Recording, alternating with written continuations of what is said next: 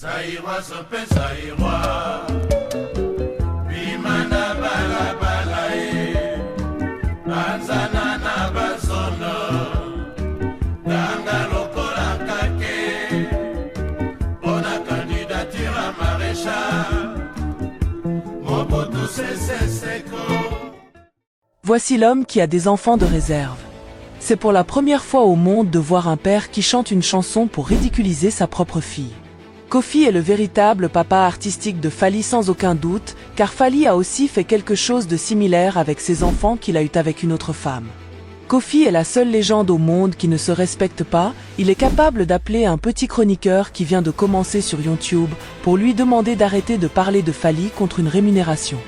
Il reste le premier et le seul musicien qui a été en conflit avec tous les grands artistes musiciens congolais, mais aussi étrangers.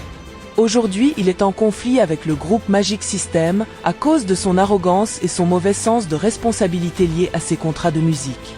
Aujourd'hui, il fait tout pour rester dans l'actualité malgré le flop total de ses albums précédents.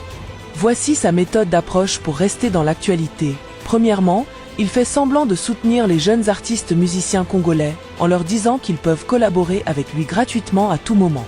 Cette méthode peut sembler comme de l'altruisme, mais le fond de cette méthode est de surfer sur la vague et le petit succès des jeunes talents pour le garder dans l'actualité.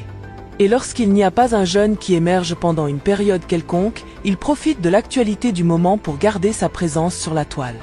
C'est le cas pour le concert de Ferré à Adidas Arena. Par exemple, Kofi force le buzz en s'habillant en Adidas pour faire mal à Fally et donc créer un bad buzz pour rester dans l'actualité. D'après Kofi, Fally est l'homme qui a envoyé un faux producteur allemand pour acheter son album à 300 000 $ afin qu'il ne puisse pas sortir son album, soi-disant que Fally a peur que son album puisse étouffer Formule 7. Comment un ancien comme Kofi pouvait-il être dupé par un faux producteur?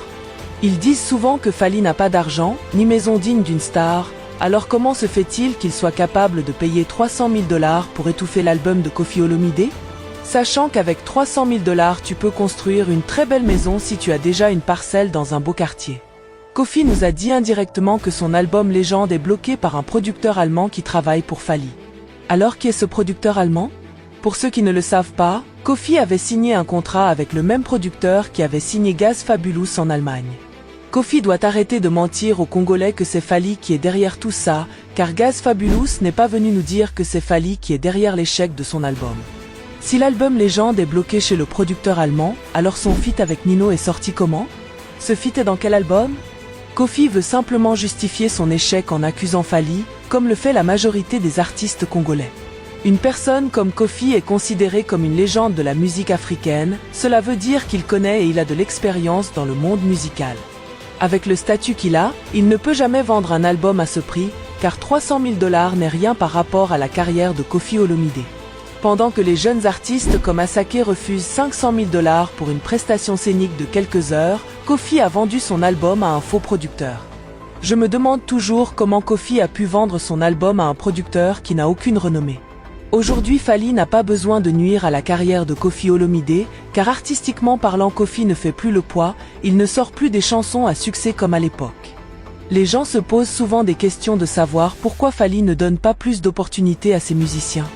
Ce que vous ne savez pas, est que Fally a compris que les anciens comme Wera, JB, Kofi et autres ont perdu leur succès, car les personnes qui leur permettaient de garder leur succès étaient les musiciens qui les accompagnaient. Et lorsque ces musiciens ont quitté leurs orchestres, ils ont perdu leur célébrité progressivement. Fally a vu loin, et pour éviter de finir comme eux, il a décidé d'avoir un groupe d'accompagnement comme font les Nigérians et les Américains, pour que la seule vedette soit Fally et les autres ne soient que des figurants. Il est difficile que Fally puisse finir comme Kofi, car Fally prépare la fin de sa carrière actuellement, il veut réaliser des choses qui n'ont jamais été réalisées dans la musique d'Afrique francophone et ensuite passer à autre chose. Si vous avez aimé la vidéo, abonnez-vous massivement pour ne jamais manquer nos prochaines vidéos.